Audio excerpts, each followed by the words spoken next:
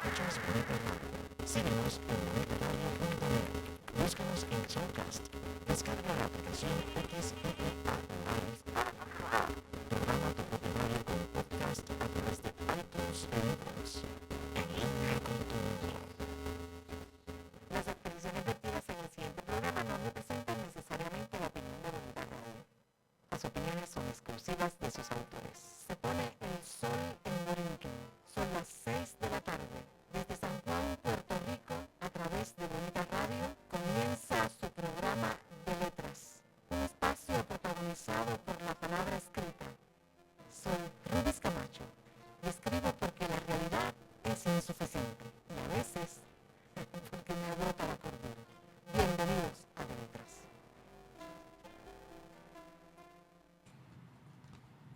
Muy buenas tardes, amigos y amigas de su programa de letras. Un jueves más del 2015, estamos en el mes de septiembre. Les saludamos con el cariño de siempre desde este programa donde la palabra es el oficio, desde Puerto Rico para el mundo. Estoy en compañía del autor de La verdad que no te dije, Fernando Aguilú. Este es el texto del que vamos a conversar en la tarde de hoy. Aquí nuestra querida directora de programación, Paulette, lo está acercando a la cámara para que ustedes lo disfruten. Es la sugerente y hermosa portada de la novela La verdad que no te dije, del autor Fernando Aguilú, escritor puertorriqueño. Fernando Aguilú, bienvenido a De Letras. Gracias por recibirme. Hacía un tiempito que estábamos cuajando este encuentro, no lo habíamos hecho antes porque Fernando estuvo hace unas semanas de viaje por Europa, allá disfrutando de la vida madrileña y de la vida en Barcelona, gozando el arte en España, porque entiendo que básicamente te dedicaste a disfrutarte el arte allá. ¿Es correcto? Sí, yo creo que uno no puede hacer viajes ya turísticos de diversión. Esto no vamos a Disney. No vamos a Disney. Disney es cuando los niños están pequeños, siempre hay que llevarlos para que ellos vean la excitación del mundo, pero la excitación nuestra en este momento definitivamente es podernos gozar todo lo que es arte en un país como España, que respalda tanto las artes en todos sus géneros. Y más allá de todo eso, pues ver, ir a lugares que no los hay en otras partes del mundo, una historia que no la tiene nadie, y es fabuloso, es una cosa inmensa, una cultura pero muy amplia, donde todo el mundo básicamente tiene un conocimiento muy grande de todas las cosas que ocurren en el mundo. Y esto no quiere decir que el país vive solo para esto. El país se mueve, el país está en completa actividad siempre, todos los días y todas las noches. Cuando salíamos, la cantidad de gente, la cantidad de visitantes en Madrid es una cosa incontable. Pero nosotros pues nos dedicamos pues a ir a museos, ir a tratar de ver algo. No coincidíamos con las fechas de ver teatro, de ver ópera o de ver la sinfónica, pero pudimos ver suficiente en 10 días que estuvimos por allá y estamos muy satisfechos. Excelente, un saludo desde este programa para nuestra querida amiga Margarita Ponte, la compañera esposa de Fernando, que también estuvo disfrutando del arte en España. Fernando, este programa se divide en algunos segmentos. Yo te hago una propuesta. ¿Qué tal si en este primer segmento conversamos un poco de tu crianza, de dónde tú vienes, del paisaje que te forma, de la familia que te da la brújula de los valores? Y en los próximos segmentos hablamos entonces de tu vida en el teatro, porque los que conocen a Fernando Aguilú sabrán que es uno de los hombres más importantes en el teatro, en la historia del teatro en Puerto Rico. Ha dirigido teatro, ha dirigido luces, tiene un amor fundamental por el teatro. Y luego hablamos en otro segmento de su novela La verdad que no te dije, y dónde ustedes pueden comprar este texto recién salido ya hace apenas unos meses atrás. ¿Te parece si comenzamos hablando un poco de tu crianza, Fernando? Bueno, mi crianza, yo vengo de una familia que son básicamente de Coamo, Puerto Rico. Una familia del sur, una familia que pues mi padre pues es hijo de una familia que tenía mucho poder en Coamo en los años 30. Tuve un tío que nunca conocí, pero que fue alcalde de Coamo y estuvieron muy activos. Fue una familia muy próspera, comerciantes, básicamente. Esa familia, pues, toda se fue ya de Coamo. Ya en Coamo no existen los aguilú. Por parte de mi madre, pues, mi madre es del pueblo, de la ciudad, del pueblo mismo de Coamo, pero el patriarca de la familia, que es mi abuelo, era un campesino, un hombre, un hacendado que tenía una pequeña finca y junto con un par de sus hijos y los hijos de sus hijos, pues manejaban una finca que se llama Santa Catalina, en el barrio Santa Catalina de Coamo. ¿Qué yo te puedo decir, Ruby? Yo creo que mi sensibilidad empezó a salir a flote en estos años que nosotros íbamos cada 2 semanas a Coamo a visitar la familia y nos quedábamos. Yo era apenas un niño y tenía 4 a 5 años. Y entonces mi familia íbamos a visitar a los abuelos, estas personas austeras, serios. Yo nunca vi a mi abuelo reír, ni sonreír siquiera, ni por la alegría ni por nada. Es que él era así, nada más. Hablamos de tu abuelo paterno. Mi abuelo materno. Mi abuelo paterno no lo conocí. Y a mi abuela paterna la conocí, pero ya en las últimas, y ya la conocí en casa de un tío, hermano de mi papá, allá acá en el área metropolitana, en Puerto Nuevo. Ahí fue que yo la conocí, ya ella murió también. O sea, yo conozco a los abuelos, a los más que conozco son los abuelos maternos. Pero hay unas historias fabulosas de cómo se desarrolla. Este pueblo de Coamo es bien particular. A mí me ha traído mucho. Porque me ha hecho pensar de cuando yo era niño. Y entonces, pues este muchachito que llegaban y nos íbamos a quedar el fin de semana en Coamo, en el pueblo, pues íbamos al campo un ratito. Y allí, porque pues, tú no vivías en Coamo. No, nosotros, yo nací en Santa Isabel. Mi papá fue policía todos los años que yo lo conocí en mi vida. Muy bien. Y en Santa Isabel. Y en esa época, pues, vivíamos en Santa Isabel porque mi papá trabajaba en Santa Isabel. La policía en esos tiempos, pues, los cambiaban, los trasladaban. Decían, no hay que trasladarlos. Los trasladaban. No podían trabajar en el pueblo de donde nacían y tenían que trabajar en pueblos, pues, en los alrededores o distantes, pero no podían trabajar en el pueblo. Entonces, pues mi papá fue trasladado primero a Santa Isabel, después fue a Naguabo, y él viajaba. Después nos mudamos de Santa Isabel, nos mudamos a Guayama, y trabajó otro tiempo allá. Y de Guayama fuimos a Ponce, y vivimos otro tiempo allá. Y de Ponce fuimos a Arecibo, y vivimos otro tiempo allá. Okay. Y quiéralo o no, yo fui observando toda esa movilización constante de la familia, que uno llega a acostumbrarse,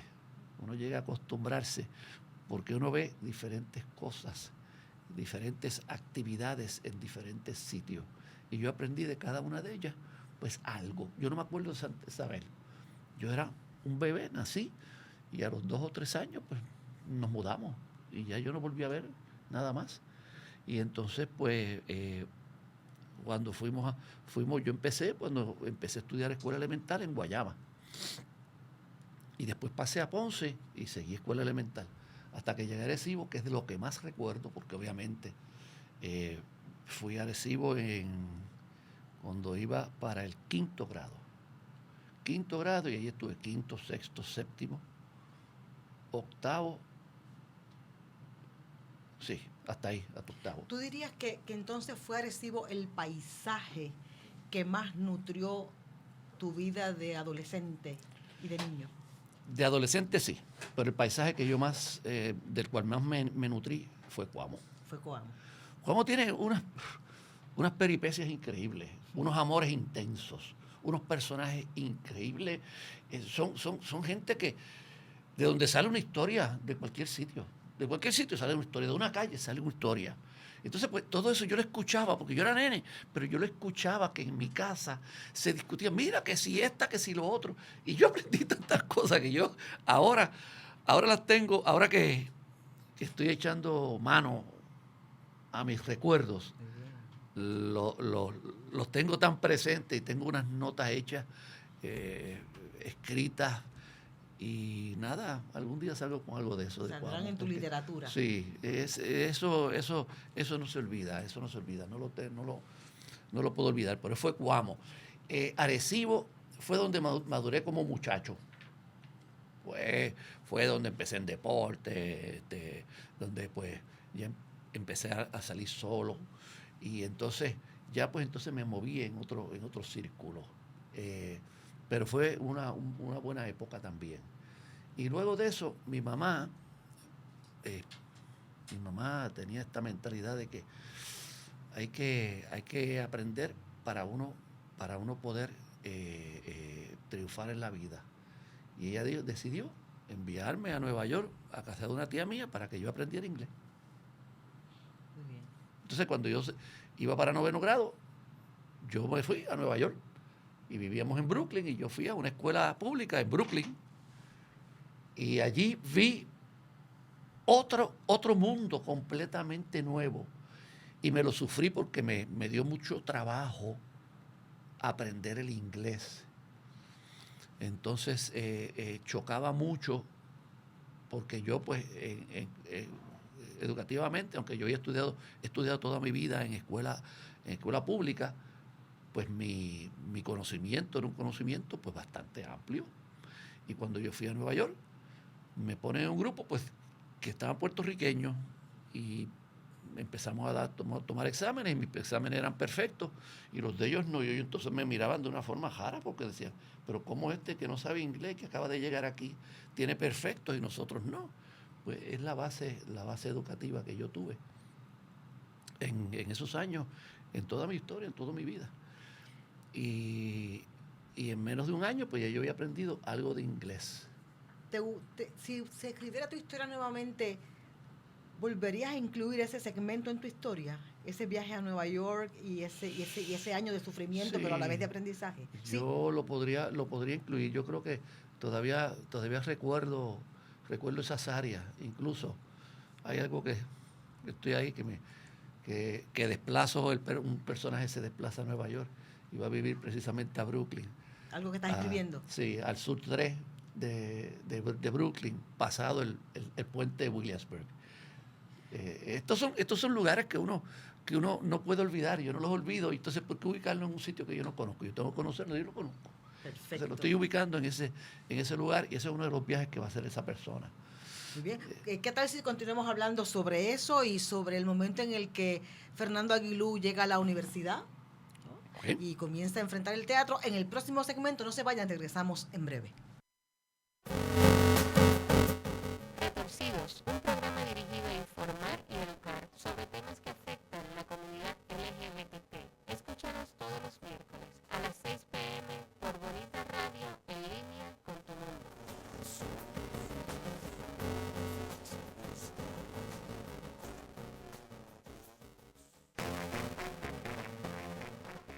Multideate, la cultura del mundo tiene su espacio en la red. Escucha las múltiples voces de la diversidad. Entérate de lo que no sabías y cuéntanos lo que no sabemos. Una revista cool y cultural.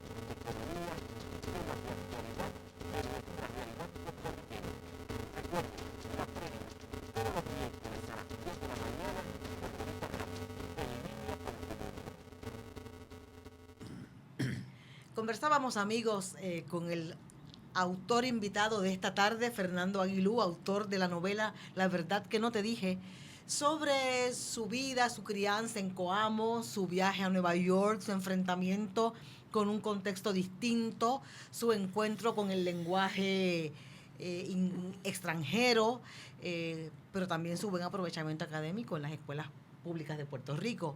Y conversábamos en el receso sobre esos elementos autorreferenciales que hay en toda obra, ¿verdad? Cómo esos lugares que ha visitado el autor en algún momento aparecen en alguno de sus trabajos literarios. Fernando, cuéntanos, después que pasas la escuela intermedia y superior, ¿cómo llegas a la universidad? ¿Cómo te vinculas con el teatro? Sí, yo voy a Nueva York, estoy 2 años y entonces regreso. Cuando regreso yo voy al 11, al grado 11. Tengo la suerte de que pues, mi mamá no sabía cuándo yo llegaba, no sabía que había que hacer una matrícula y nosotros vivíamos en Las Lomas, en Río Piedra, y a mí yo pertenecía a la Gabriela Mistral, pero cuando fuimos a la Gabriela Mistral, oye, yo no sé si todavía pasa, pero allí me cayeron encima como era un nuevo. Ajá. Eso pasaba en las escuelas, me mancharon, me echaron huevos, me echaron de todo. Ay. Y yo salí de allí desesperado. Yo dije, yo de esta escuela a mí no me gusta. Y entonces empezamos a buscar escuelas, y apareció una escuela, mira, que yo quise mucho porque fue vital en mi vida. Apareció una escuela en San José, en Río Piedra. Para yo llegar allí tenía que coger 2 guaguas. Llegaba a Capetillo, cogí otra guagua para ir para allá, 2 guaguas. Pero me gustó mucho. Entonces me escogieron con la condición de que yo entrara a un curso comercial. Curso que yo tenía de educación distributiva. Entonces yo entré a ese curso de educación distributiva, pero a mí no me gustaba aquello. Entonces yo no iba a hacer yo como comerciante no quería nada. Pero bueno, tuve que ir a trabajar a una tienda. ¿Dónde fui? Me mandaron a González Padilla en Santurce, donde es ahora la familia, el edificio de la familia, frente a la Central. Ah, ok, el departamento. Departamento de la familia. Allí, pues me mandaron ahí a esa tienda, que es una tienda principal en Puerto Rico en ese momento. Y yo lo que iba a hacer era ayudante de la decoradora. Y ahí empecé a ver otras cosas. Qué interesante. O sea, todo lo que uno ve. Pero ahí estuve. Entonces, pues la maestra se empeñó, no, pues tú eres muy bueno, tú eres muy inteligente y tú sabes inglés. Yo te quiero mandar para que tú compitas, para que seas estudiante, para ver si eres estudiante, sales como estudiante del año de la educación distributiva en todo Puerto Rico, para que vayas entonces a Chicago a competir. Y yo, ¿pero qué le pasa? Pero decir que yo no quiero hacer nada de esto. Pero bueno, está bien, pues vamos a hacerlo. Entonces lo hice, entonces fuimos a la región y yo gané. Entonces salimos de la región, empezamos a discutir las regiones y por último, pues llegué hasta el final. Y en una convención en Ponce de educación distributiva, pues volvemos de nuevo y yo gané. Entonces, pues entonces te tiene que ir a la convención anual, nacional de Estados Unidos, de todos los estados y Puerto Rico. Entonces, pues yo voy. Todo se trataba de que te hacen una entrevista para un puesto de trabajo y tú pues haces lo que tienes que hacer. Y entonces, pues yo hice una entrevista en una tienda gigantesca ya. Yo no me acuerdo ni cuál era, pero una tienda gigantesca. Me hacen la entrevista, paso la entrevista, y entonces cuando empiezan a mencionar, pues claro, yo no gané allá, pero llegué cuarto, compitiendo contra todos los Estados Unidos, tú sabes. Y entonces dijeron, pues este es un comerciante de otro nivel. Entonces, pues, cuando terminé ese primer año, el 11, yo dije, ya, yo necesito ir a estudiar mi curso general porque yo necesito coger el examen de la universidad porque yo quiero ir a la universidad. Entonces, me empeñé y a mí me jugaron. A mí llegaron oficiales del Departamento de Instrucción Pública en aquel momento. Quisieron hacer de todo para convencerme y me daban beca para que yo estudiara comercio. Y yo me empeciné y yo dije que no. Convencieron a mi mamá quiso convencerme a mí y yo dije que no. Y efectivamente pues me gradué de general, pasé el examen de universidad y al otro año iba a la universidad. Eso fue vital. Estando en la clase de inglés, la escuela que yo caigo, la escuela Juan Ponce de León, en la avenida Barbosa, hoy en día, en dirección a Cantera, allí a la entrada de San José. Pues esa escuela, en ese momento que yo llegué, mire qué privilegiado, que he tenido suerte en la vida. Ahí yo tengo un guía. Esa era una escuela, un experimento que estaba haciendo el Departamento de Instrucción Pública en ese momento, y era una escuela que se llamaba una escuela ejemplar. En Puerto Rico existían como 3 escuelas de esas. Y esa era una de ellas. Entonces, al ser una de ellas, tenían una educación superior, los maestros eran diferentes, era otra cosa, era otra historia. O sea, bueno, yo estudiando educación educativa, yo entré a la clase de matemáticas y la maestra vio esto y dice, ¿usted está en educación distributiva? Sí. Pues vaya a la oficina y dígale que le den el curso general, porque usted aquí me muestra que usted sabe y usted ha aprendido y usted en esta clase, pues va a estar de más. Así que usted no pierda su tiempo, vaya a esa clase. Entonces yo digo, pero ¿cómo yo voy a ir? O sea, yo voy allí y me van a votar. Entonces voy allá. Dice, no, dígale a la maestra que tiene que admitirlo y ahí con ese teje-meneje. Pero bueno, así eran las cosas. ¿Pudiste llegar? Pude llegar. Empiezo la universidad. Y empezando la universidad, salgo de la escuela superior con una noviecita. Y nos fuimos a la universidad. Ella tiene inclinación por el teatro. Ya habíamos hecho una obra de teatro juntos en inglés, en la clase de inglés. Y también ganamos a nivel de Puerto Rico. Es una cosa, pero bueno. Empezamos. Y yo pues no pensaba estudiar teatro, pero yo la iba a llevar al teatro todos los días y de ahí salía. Entonces me quedaba y miraba así, me metía en clases y entonces pues me metí en una clase. Estuve todo el semestre en la clase y de pronto el profesor al final me dijo, ¿y usted tiene el registro de esta clase? Y yo, no, si yo estoy de oyente, pero no se preocupe, lo mío es por escuchar nada más. ¿Pero cómo usted va a perder el tiempo en esto? Y dije, no, yo no pierdo tiempo, estoy aprendiendo. Y es una clase de apreciación del teatro. Y dice, pues bueno, si usted me hace un trabajo que me prueba que usted ha aprendido, pues yo le convalido la clase. Y dije, pues está bien. Le hice el trabajo y me convalidó la clase y me saqué buena nota. Entonces, pues, me dice, pero debes quedarte en el teatro, porque tienes interés, tienes mucho que aportar. Pues, me quedé en el teatro. Tuve 5 años en el teatro, ni modo. Estuve en el teatro y aprendí de todo. Y cuando salí del teatro, pues ya tenía pues una vida encaminada que quería hacer eso. Yo no quise... Es como todo en la vida se compone, o uno se va a lo educativo o uno se va a la vida profesional. Yo decidí irme a la vida profesional. No quise enseñar teatro. Aunque yo me gradué de pedagogía, con especialización en teatro y en historia, yo no quise enseñar teatro. Yo me fui a la vida profesional. Y en la vida profesional, pues... ¿Tú querías hacer teatro? Sí. Yo hice teatro en la vida profesional y pude salir adelante en el teatro. Me gustó muchísimo, me gusta muchísimo, sabía muchísimo. Yo había aprendido, a veces pienso que pensaba que no había aprendido nada, no, pero aprendí muchísimo, pero muchísimo. ¿Con qué grandes figuras tú recuerdas haber trabajado en esta etapa de tu vida en el teatro? Gente que te impresionó por diversas razones. Gente que me impresionó, pues mira, Braulio Castillo padre. Me impresionó mucho. Me impresionó mucho Jacobo Morales, es un gran actor de teatro. Me impresionó mucho. ¿Te impresionaban por su calidad de actores? Sí, no. Calidad de actores, sí. Sí, calidad de actores. Las personas no tienen nombre, las personas son como son. Me impresionó mucho un señor que se llamó Félix Monclova.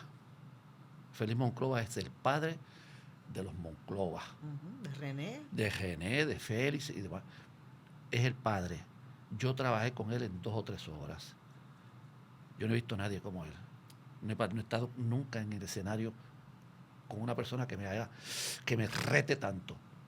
Qué maravilloso escuchar eso, ¿verdad? ¿Ok? Pienso que otro gran actor de ese momento fue Miguel Ángel Suárez. Miguel Suárez fue un gran, gran actor. Mejor actor de teatro que de cine, que de novela. Que como que los actores siempre buscan eso.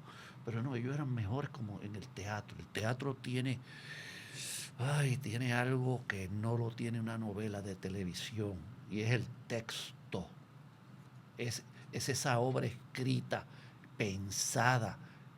Uno no está leyendo un libro de cuentitos. Uno está leyendo un texto que alguien le dio cabeza. Y eso pues era buen teatro. Me impresionó. ¿Quién más me impresiona? Ernesto Concepción, padre. El hijo creo que es un inmenso actor.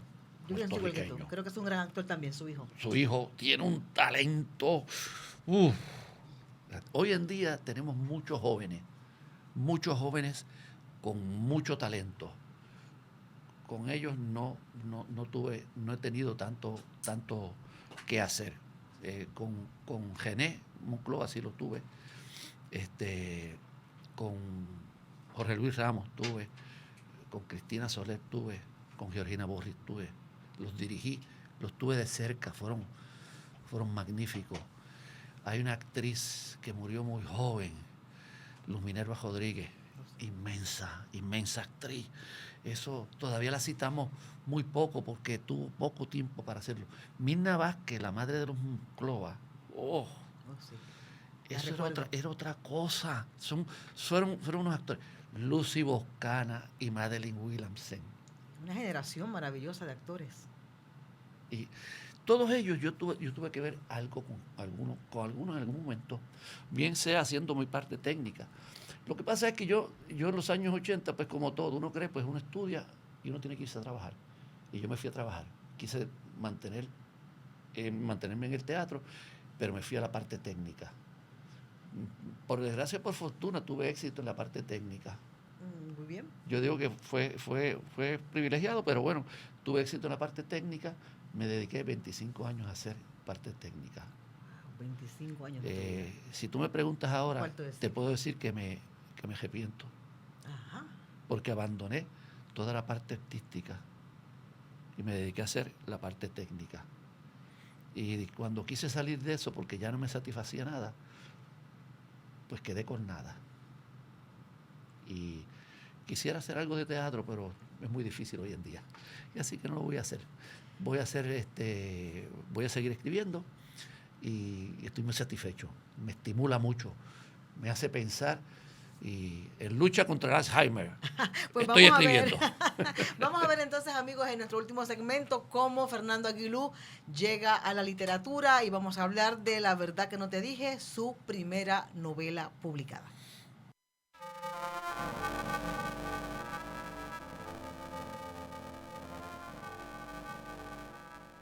La vía al crecimiento es universal. Gisela López abre un espacio para que puedas tener acceso a los temas de la espiritualidad desde sus distintas manifestaciones. 2 miércoles al mes a las 7 de la noche. Por aquí, por Bonita Radio, en línea.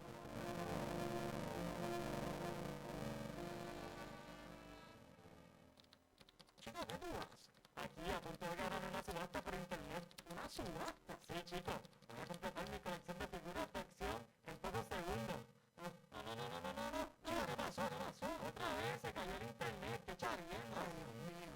Bozo, la nueva técnica que ofrece StarWatt al internet, con planes residenciales desde $19.95 y comerciales desde $59.95. Llámanos hoy al 200-3535. Bozo Wireless Network. Dale estabilidad al internet. En el último segmento de su programa de letras le habla Rubis Camacho, escritora puertorriqueña. Estoy en compañía de Fernando Aguilú, autor de La verdad que no te dije. Me notifican por aquí la buena noticia de que nos queda este segmento y uno más, de modo que tenemos tiempo para conversar con Fernando. Quería decirles que tengo en mi mano un ejemplar de su novela. Tiene un epígrafe, la novela, en sus inicios que dice: el agua es suave y dócil, pero mina y corroe lo duro. En el vencimiento de lo duro, ella no tiene iguales. Lo suave y lo tierno vencen a lo duro y grosero. Un pensamiento o una máxima de Lao Tse. Lao Tse, el gran maestro de Confucio. Vamos a hablar de la verdad que no te dije y cómo tú llegas al género de la novela. ¿Cómo tú comienzas a escribir, Fernando Aguilú? He sido muy agraciado. Hay cosas en la vida que hay cosas en la vida que yo he pasado que yo creo que alguien me guía. Entiendo que me guía. Oyendo tu historia, yo estoy por confirmarlo desde tu nacimiento. Mira, por salir un poquito de la novela y entrar en un tema. Cuando estuve en Vietnam, en la guerra, yo creía que yo vivía porque yo tenía un angelito guardián que me decía qué era lo que tenía que hacer. Nunca fallé. A mí cayeron bombas al lado mío y no explotaban. Simplemente no explotaban. Entramos en unos combates gigantescos de semanas. Todos los días se levantaba uno a las 6 de la mañana y empezaba a pelear hasta las 6 de la tarde y después a acostarse a dormir. Y la única vez que tuve un tropiezo fue pues que me acosté a dormir y pues nos atacaron y pues me hirieron. Pero nada más, eso es lo de menos. Pero yo siempre pensé que tenía alguien al lado mío. Yo todas las noches me despedía de la vida y todas las mañanas daba gracias a Dios porque todavía tenía vida. Pero eso es aparte. De igual forma, esto es paralelo a lo que me pasa con la novela. Siempre quise escribir desde que hace muchos años, cuando volví del ejército, quise coger unas clases en la universidad y me fui a tomar un curso. Logré entrar a tomar un curso con Luis Rafael Sánchez. El gran Luis Rafael Sánchez. Un curso que él estaba dando de literatura hispanoamericana. ¡Wow! Demasiado intenso para mí. Yo venía de una experiencia muy intensa y entonces demasiado intenso. Entonces pues pasé esos 6 meses de ese semestre estudiando y se me prendió que quería escribir. Siempre me he preguntado, nunca se lo he dicho, ¿por qué Luis Rafael, que nace del teatro, que lo primero que era hacer teatro, buen teatro, como actor, como director y luego como dramaturgo, excelente dramaturgo en el teatro, cómo él pudo hacer ese cambio a la literatura? Siempre me lo pregunté. Pues cuando empecé a estudiar unos cursos en la Casa Concha, en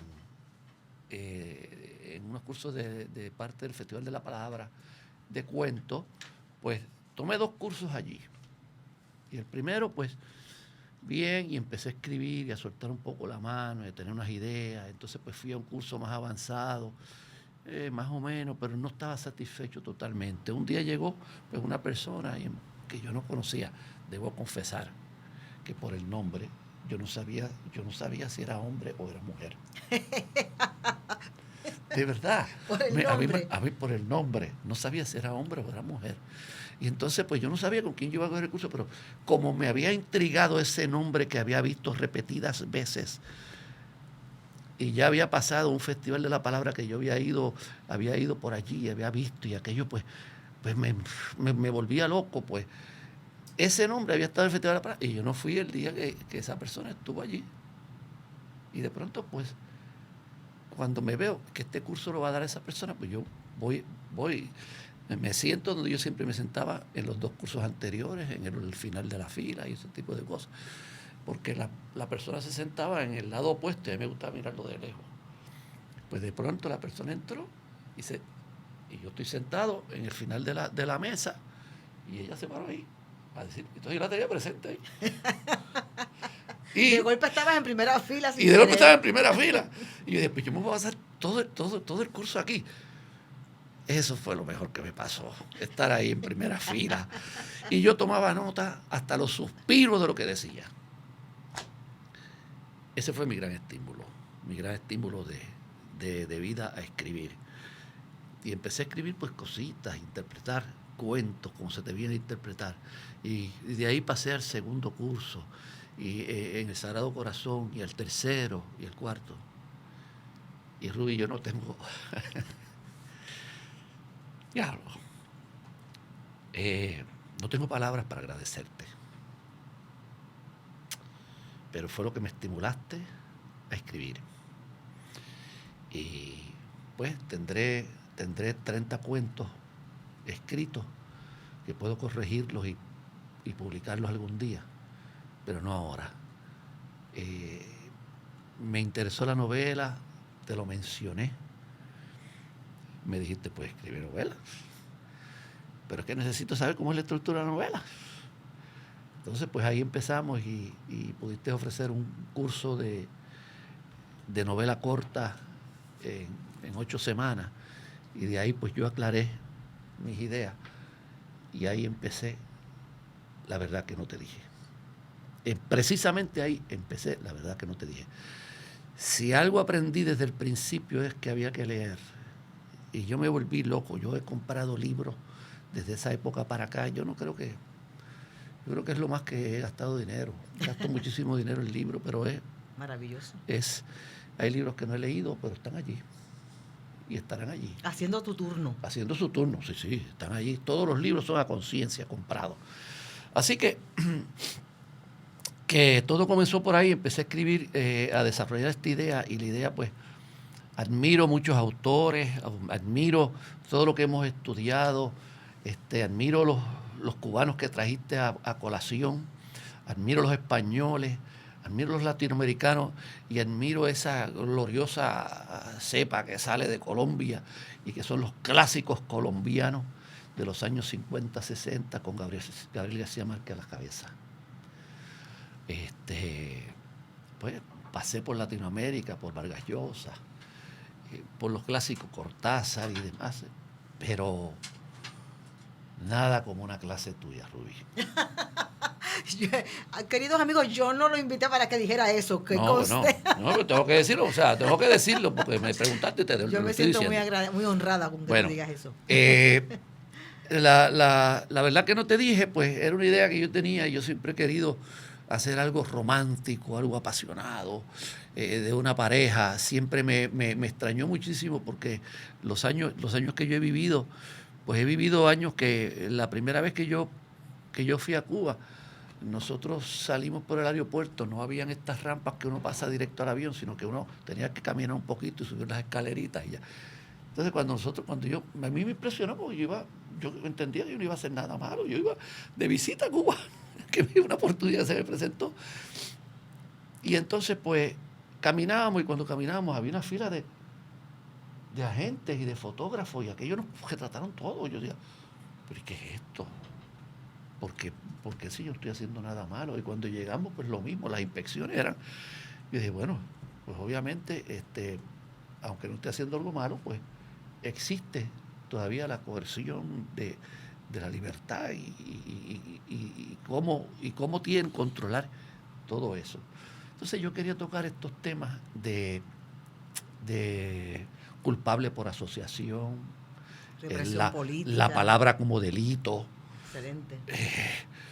Porque eso a mí yo digo, pero ¿por qué uno por decir algo ya te están culpando? ¿Por qué uno tiene que estar midiendo cada palabra para no ofender a los gobiernos si están haciendo algo mal? ¿Por qué uno no puede protestar? Entonces, pues yo viví una época de la universidad, hubo como 2 o 3 huelgas. Fue la época de la universidad donde mataron a un policía y quemaron un carro de la policía, o sea que no fue fácil. Y toda esa formación pues me llevó, y eso quise narrarlo aquí, y entonces pues narro esto. Ya había pasado el Cejo Maravilla, a mí me impactó muchísimo, pero muchísimo me impactó en el año 78. Todo eso yo quería tocar algo de eso, pero yo no quería tocarlo como alguien que va a hacer una obra política. Esto no es una obra política, completamente una obra de seres humanos que pasamos nuestra vida, que por pensar se nos condena o se nos señala, y eso no fue eso fue lo que exactamente pues le pasó a don Pedro Elviso Campos, por un lado, y él pues la palabra para él, a él tenía siempre alguien velándolo para escribir lo que él decía. Es cierto. Me dicen que me quedan 2 minutos en este segmento, pero me gustaría pedirte, Fernando, que brevemente le digas a la audiencia de qué trata la novela, porque en el próximo segmento vamos a comenzar con este autor leyendo un fragmento de su novela. A grosso modo, si alguien te pregunta en la plaza pública, usted es escritor, escribió una novela, ¿de qué trata su novela? ¿Qué tú le dirías? Bueno, esta es una novela que muestra una relación, un romance muy, muy intenso, pasional. Yo no diría que, bueno, sí, es erótico, pero no pornográfico. Es erótico porque los seres humanos nos manifestamos así. Claro. Donde pues se convierte en un suspenso que político, que más bien pues es lo que conduce a todo el final de una novela de unos amores intensos, los destroza, y las personas pues salen mucho más maduras, pero mucho más envejecidas, con el dolor de sufrirse toda una historia. La novela no termina mal, termina positivamente para los personajes, o para el personaje central, porque verdaderamente sufre muchísimo en esta novela. Es cierto. Este personaje femenino que protagoniza La verdad que no te dije, novela primera de Fernando Aguilú, es un personaje tan interesante, tan humano, que en una actividad en la que estuve la semana pasada, yo presentaba el libro de cuentos El umbral del destino de Michelle Figueroa. Fue muy interesante cuando alguien lanzó la pregunta, ¿cuál es la última novela que han leído? Y 2 personas levantaron la mano para decir que la última novela que habían leído era La verdad que no te dije, de Fernando Aguilú. Y una de ellas exclamó con mucha excitación y alegría, y también con mucho entusiasmo, es que yo soy XX. Es que yo soy XX, ese es el nombre del personaje femenino. Tanto así tiene de humano y de bien caracterizado este personaje. En el próximo segmento regresamos y Fernando Aguilú lee un fragmento de su novela.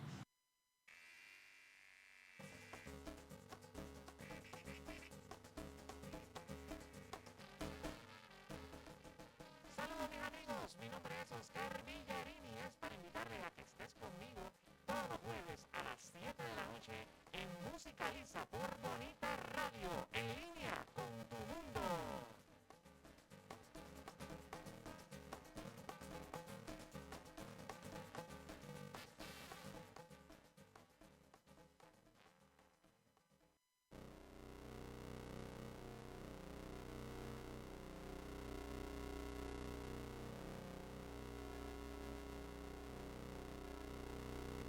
Llegó tu programa deportivo, donde escucharás lo que necesitas y deseas saber. El añadido, noticias, datos, predicciones, entrevistas y más. El añadido, todos los martes desde las 7 de la noche por Bonita Radio, en línea con tu mundo.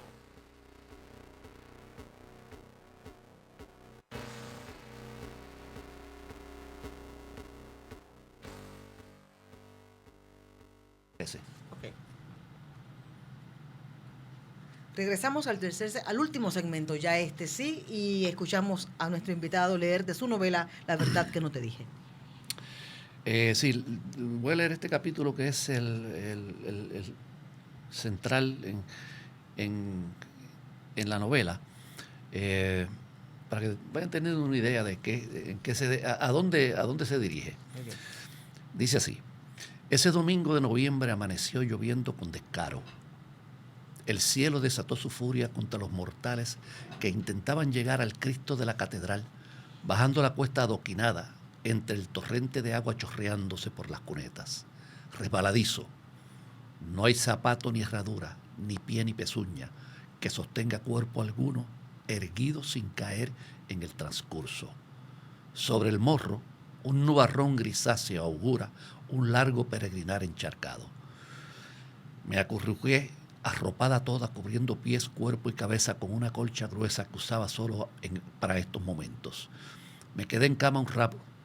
Luego veré, me dije, Un trueno estremeció la ciudad con un golpe recio. Su látigo de luz azotó las calles y callejones con fuego en la punta.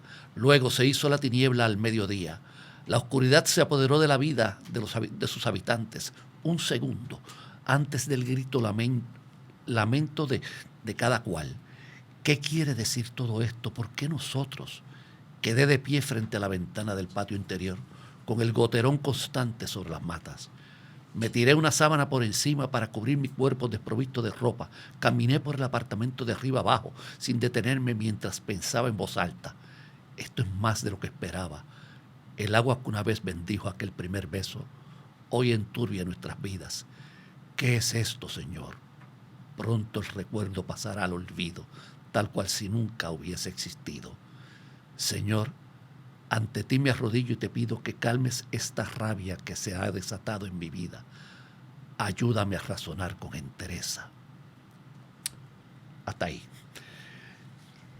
Es una belleza descriptiva tan grande que yo me quedé como que esperando que al menos me dieras el próximo parrafito. ¿Podría ser? Sí, bueno, podemos seguirlo. Hasta Sí. el próximo nada. Sí, por favor. Bueno, dice así. Afuera siguió lloviendo. Quedé sentada al borde de la cama. Solté la sábana y me puse una camisilla larga a medio muslo. La luz volvió. Tal vez lo peor ya pasó. Ahora hay que seguir viviendo. Coloqué la cafetera en la estufa, puse un pedazo de pan a calentar en el hornillo. Me senté en la mesa del pequeño comedor. Allí probé comida por primera vez en el día. Tranquila, sola, con mis pensamientos. ¿Cómo me ha pasado esto? ZZ. Un infiltrado, agente del mal, que ZZ planificó todo esto para hacerme daño. ¿Cómo se le ocurre? Yo, que le entregué mi alma y mi cuerpo, todo. Por las últimas semanas he sido su mujer completa, sin reparos. Llena de pasión, le di todo para complacerlo. Que fue un engaño, no es para creerlo. Esto me destroza por dentro, le quita el ánimo a la vida. No puedo cargar más esta pesadumbre. ¿Cómo he llegado hasta aquí? Incomprensible. Yo tuve una infancia saludable, llena de vitalidad, en el barrio Mariana de Naguabo. Mis padres laboriosos trabajadores de la tierra cultivaban el alimento que consumíamos por tanto esmero y dedicación, que al fin de la semana el sobrante lo repartíamos entre los vecinos más cercanos. Fíjate que es ese choque que ocurre entre estas dos personas. Ese amor que se desarrolla no era otra cosa que un agente que entró en la vida de ella y por semanas tuvieron un romance muy intenso para luego caer en esto. Lo difícil, lo duro que es esto es que después de haber entregado tanto amor, esto le surgiera así, es como que la vida se le fue en contra, como que se le cae el mundo a esa mujer. Ella nunca hubiese creído que eso era posible, pero lo fue. De las identificaciones que hemos tenido, ha habido comentarios sobre esta novela que me dicen, ¿quién es ese personaje? Yo lo conozco, porque yo tengo personas que se parecen a ese personaje. Y es que claro, la época de los años 80, 90, hasta el año 2000, que se da como que se abren las carpetas, se le entregan las carpetas a todo el mundo. Hasta ese momento nuestro pueblo ha estado pues cuestionándose y ha sido cuestionado. Ha sido vigilado constantemente y a veces yo me quité eso de la cabeza y yo dije, bueno, yo tengo que seguir viviendo mi vida. Si quieren najarla y quieren anotarla, porque la anoten, yo no puedo hacer nada. Yo no estoy haciendo nada malo. Así que eso es lo que es. Pero eso fue años que perturban la cabeza por muchos años y han quedado. Y eso existe desde los años 30, 40. Eso es cierto, eso es cierto. Se ha dicho, Fernando, que cuando se escribe una novela y al fin se publica, es como entregar algo que tenías atorado en la garganta o en el estómago, por fin entregas el producto al público, se ha dicho que se siente un gran vacío. ¿Eso es correcto? ¿Esa ha sido tu experiencia? Es una catarsis. Es una catarsis. Es una catarsis. Yo, cuando la terminé, lloré. Porque me hacía falta. Me hacía falta seguir escribiendo, pero tenía que terminar. Tenía que terminar. Y tenía que darle un final. Pero lloré. Y después me hacía falta poder seguir conociendo los personajes. Pues ahora quiero conocer otros personajes. Pero quería conocer. Ya me he librado un poco de eso. ¿Piensas en ellos todavía? Sí. A veces. Constantemente. ¿En estos personajes? Sí, constantemente. Lo tengo pegado todavía. Yo no me he desvinculado. Yo abrí lindo, el primer libro que salió de la publicación, yo lo abrí. Empecé a marcar unas cositas que eso, no nada que sustancial del contenido, pero cosas que quise marcar. Pero siempre es esta copia con la que transito y es la copia que leo. Es como un cariño especial. Bien, qué lindo como cariño el objeto, especial. El libro como objeto que tiene tanta trascendencia y significado. Sí. Viajó a España conmigo. Qué lindo. Ese primer ejemplar de tu primer libro, es cierto, cuando yo vi el primer ejemplar de mi primer libro, Cuentos Traidores, como yo le digo a la gente, yo lo besé y me lo unté por el cuerpo, porque yo tenía una emoción tan grande. Pero también puedo decirte que una vez salí de Cuentos Traidores, mi mente se sintió liberada en algún sentido para comenzar con otros proyectos. ¿Ese ha sido tu caso? Oh, sí. Sí, ya yo veía que esto estaba llegando a su final y empecé a esbozar ideas en la cabeza. Y entonces pues tengo varias ideas, pero estoy trabajando una en específico que quiero darle el mismo tiempo que le di a La verdad que no te dije. Y estoy trabajándola. Es diferente, pero estoy trabajándola. ¿Qué obstáculos te plantea la novela como género? Y solamente me quedan 3 minutos, pero me gustaría que nos contestaras eso. ¿Obstáculo como género? Sí, o sea, ¿qué es lo más difícil de escribir novela? ¿Diferente a escribir cuento o ensayo o teatro? No, bueno, la novela primero tienes que dedicarle más tiempo. Esto no es de que en un mes sacaste la novela, no, yo no puedo sacar una novela en un mes, todavía no tengo esa práctica.